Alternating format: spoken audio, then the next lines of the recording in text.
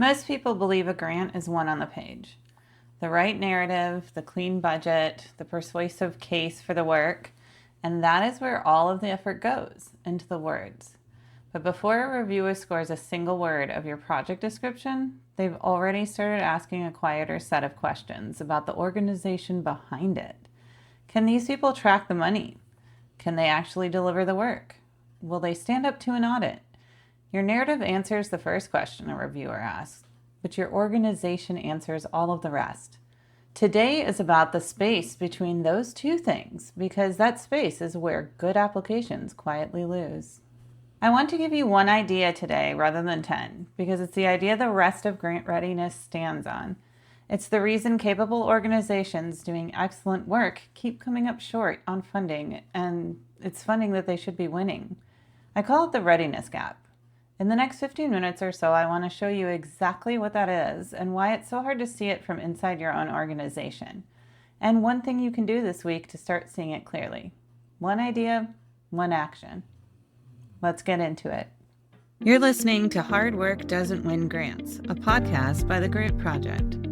I'm Kat Riggs, founder of The Grant Project, where we help local governments and nonprofits build the systems, strategy, and compliance that competitive grant funding requires. There is a long-standing rationale in the grant world and the public sector. It's the belief that grants are decided on the page.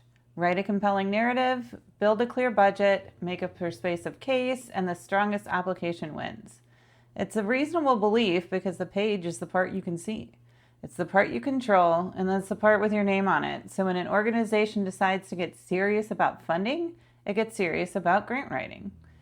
This closely follows the myth of the grant writer. And that myth is that a good grant writer will come in and save your organization quickly from all of your financial woes. And don't get me wrong, grant writers are amazing. We do have superpowers. But even the best grant writer is telling the tale of your organization, not just the project that you want funded. And here's the problem with this. Reviewers evaluate the organization behind the page just as closely as the page itself. And that's what they're trained to do. A funder is not only asking whether this project is a good idea, they're asking whether this grant application is a good bet. And a good bet is not proven by a paragraph. It's proven by whether the organization can receive the money, manage the money, deliver the work, and account for every dollar, every cent when the reporting comes due. The narrative opens the door. The grant application opens the door, but the organization is what the reviewer finds on the other side of that narrative. Think about what a reviewer is actually holding when they read your application.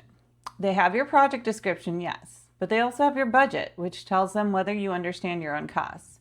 They have your financial information, which tells them whether or not your books can separate grant funding from all of the other money in your organization. They have your past performance, which tells them whether or not you did what you said you were going to do the last time you had grant funding. They also have your registrations, which tells them whether or not you're even eligible to receive the award, but further, whether or not you're following the most basic procedures for writing, applying, and receiving federal funding.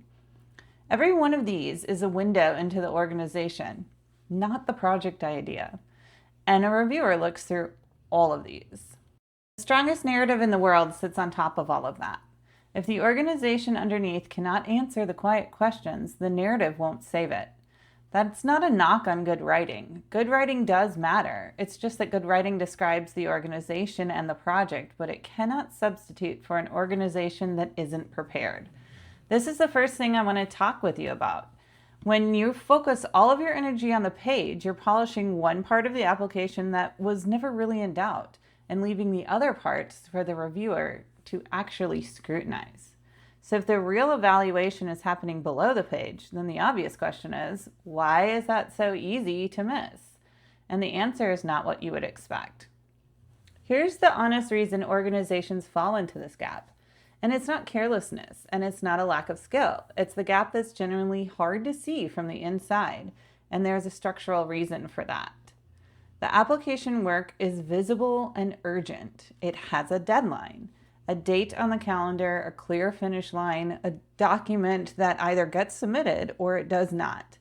And when people talk about ROIs, people can see, I will pay for a grant writer. They cost X amount of dollars. The grant award coming in will be amount of dollars. So therefore, we have a return on investment for grant money coming in versus the cost of paying a grant writer.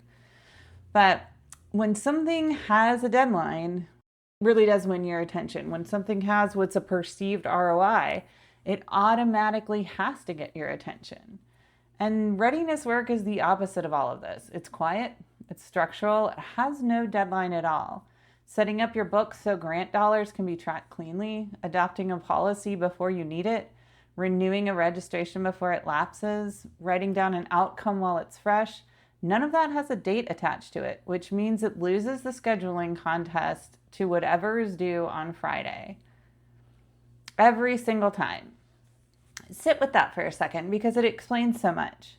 An organization can operate for years, doing genuinely good work the entire time without anyone ever being handed the job of making it grant ready. Not because anyone dropped the ball, because the ball was never on anyone's calendar. The urgent work crowds out the important work, and readiness is almost always the important work with no urgency attached, right up until the moment that it does become urgent, which is the worst possible moment to start. And when that gap finally shows itself, it shows up in ways that you will recognize.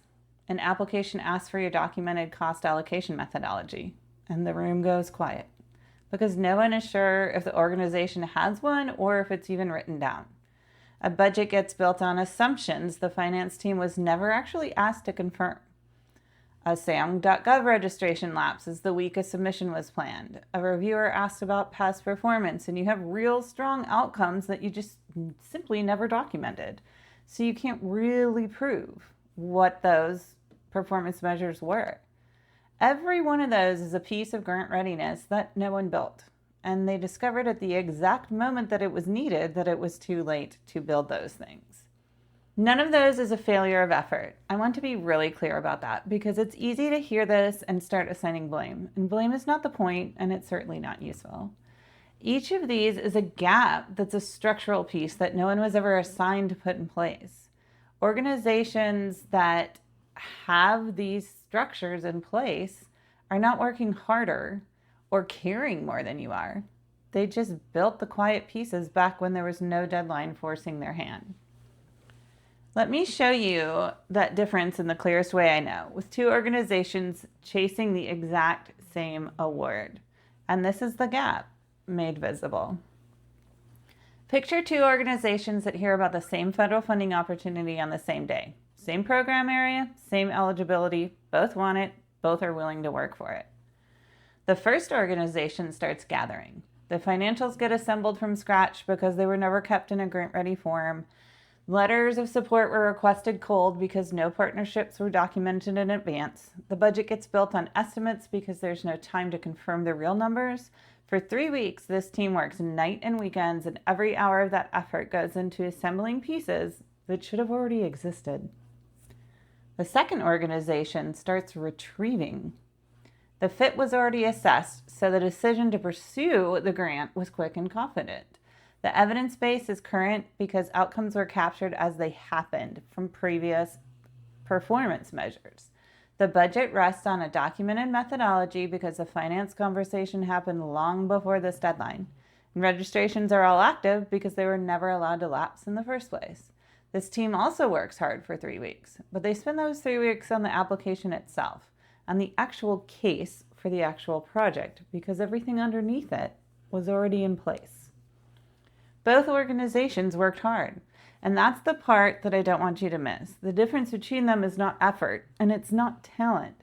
It's that one of these organizations did the readiness work back when no deadline was attached, and the other one is trying to do it now under the worst possible pressure on top of writing the application. And that is the readiness gap made visible. It is the distance between a strong idea and the systems that make that idea fundable. And here's the good news, because I don't want to leave you sitting with a problem. Every piece of readiness is buildable. None of it requires becoming a bigger organization or a different kind of organization than you already are. The gap closes exactly the way it opened, one ordinary piece at a time. except now it's on purpose instead of by accident. A chart of account that tracks awards cleanly, a policy adopted before it's needed, a registration on a renewal calendar instead of in someone's memory. Each piece is small, but together they are the difference between an organization that scrambles when an opportunity appears and one that responds to an opportunity from a position of strength. So here's your one action item this week, and it costs nothing but honesty. Pull up your last grant application or the next one you're planning, and instead of reading it as a writer, read it in the way a reviewer would. Don't look at the pros, look at what the application reveals about your organization. Can you produce clean financials that separate this grant funding from all other funding in your organization? Could you show a documented outcome from the last time your organization had a grant? Is every registration current today? Are you grading your writing? Or are you looking at the organization underneath it, which is exactly what a reviewer does? Whatever you find is not a verdict, it's a map, and it points to the work with the highest return on investment.